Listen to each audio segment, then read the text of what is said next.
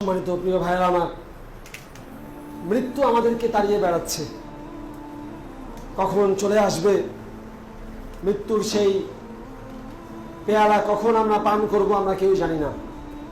অথচ আমরা দুনিয়ার পিছনে লেগে আছি।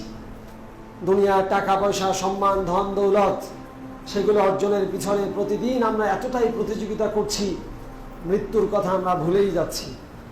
অথচ এই মৃত্যু অনিবার্য সত্য, আমাদের কাছে যে কোনো সময় চলে আসতে পারে। তাই উসি বিনাফসি ওয়া ইয়াকুম, আমি আমাকে সহ আপনাদেরকে নসিহত করছি, আসুন মৃত্যুকে বেশি বেশি করে স্মরণ করি। মৃত্যুকে স্মরণ করার অনেকগুলো পদ্ধতি আছে, তার মধ্যে অন্যতম একটা পদ্ধতি হচ্ছে কবর জিয়ারত করা।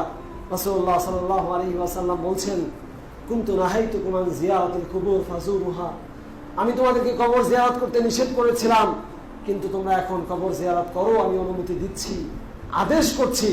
ফাইন্নাহা তুযাক্কিরুকুমুল